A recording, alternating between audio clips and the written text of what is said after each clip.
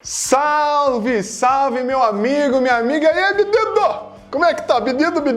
Cansado da prova, menino? Estamos aqui em mais um vídeo porque o tempo não para, meus amigos. Nós devemos continuar focados em quê? Em conteúdo de qualidade para você. Por que nós devemos estar focados? Porque o mais importante aqui é que você entenda tudo sobre a língua portuguesa. O Português Fácil é o primeiro canal do Brasil focado especialmente para você que é do Enseja. E é o seguinte, pra gente começar feliz da vida, você tem que fazer o quê? Já coloca aquele likezinho bonitinho daquela dedadinha.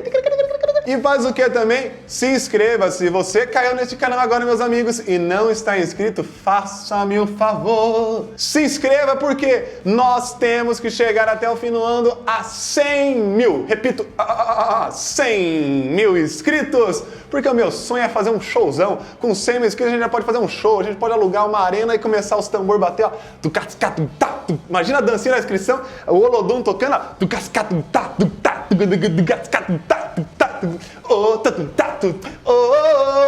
Ticaracatica,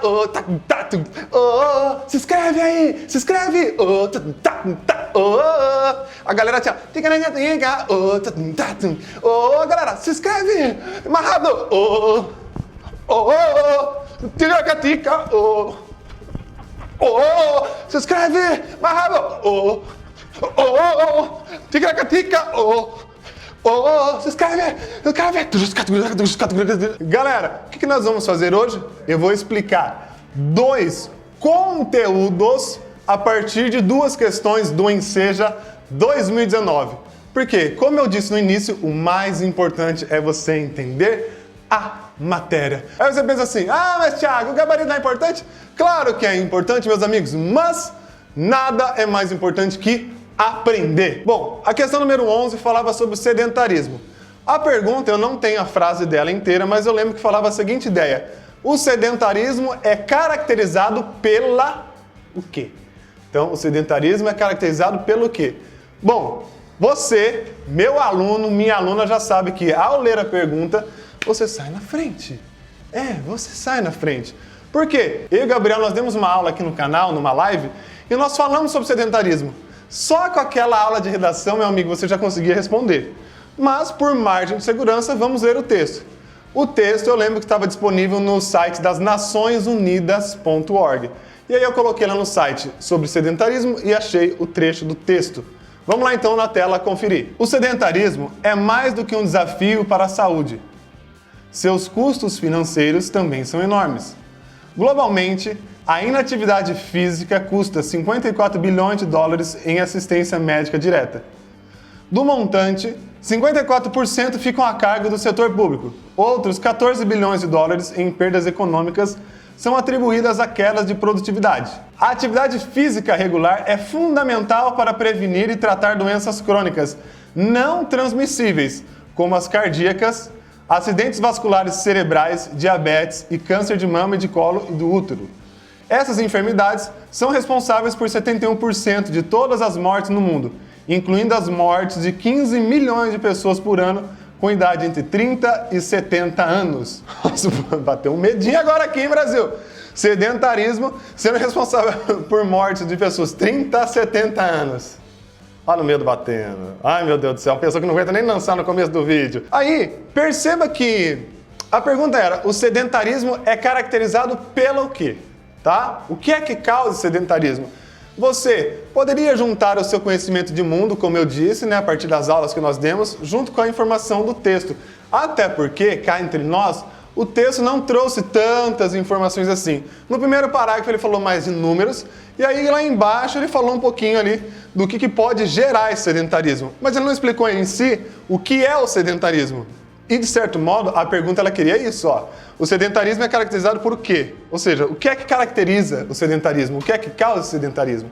E aí, obviamente, eu não tenho as alternativas aqui, mas a correta é que falava sobre o sedentarismo é caracterizado pela escassez de exercícios, e aí obviamente trazia muito mais coisas.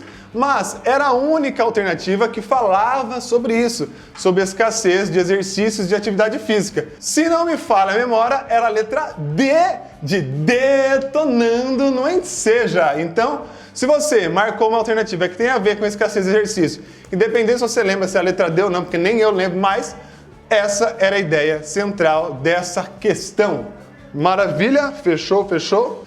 Bora para a próxima então. A próxima questão, se não me falha a memória, era a questão 12, que é a ideia central da pergunta. Não tenho muita noção da frase aqui, porque sempre tinha um enunciadozinho maior, mas falava sobre uma palavra que estava em destaque no texto. Então, nós tínhamos lá no texto uma palavra em destaque.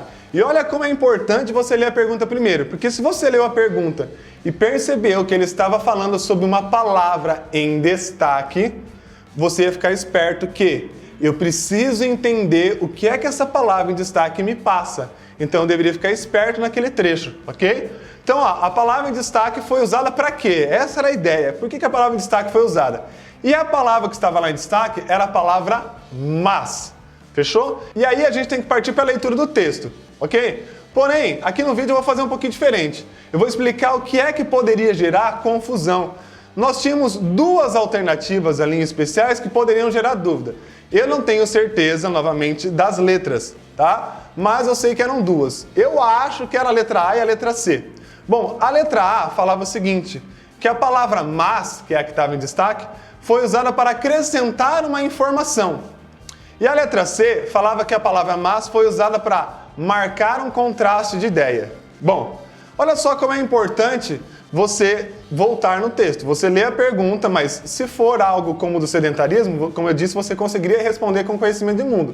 Mas nesse caso, gente, toda vez, leve isso para a sua vida, meu querido, toda vez que você tiver que analisar uma palavra, qual é a função dessa palavra no texto, eu preciso prestar atenção no trecho. Não adianta falar assim, o mas serve para isso. Ok, mas para que ele foi usado?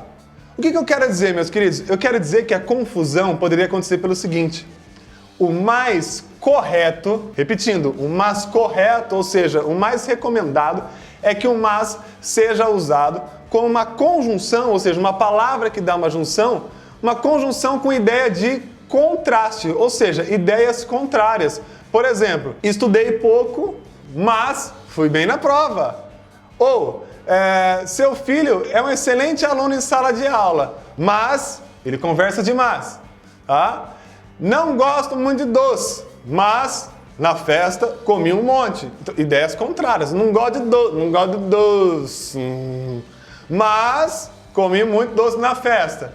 Ideias contrárias, ok? Então, vamos lá. A dúvida da galera poderia ser o seguinte. A galera que tem muito conhecimento, e eu repito, aquela história de que às vezes muito conhecimento pode atrapalhar. A galera que tem muito conhecimento nem leu o texto e já saiu marcando. O mas é fácil. O mas foi usado para quê? Letra C, marcar ideia de contraste. Mas não era essa.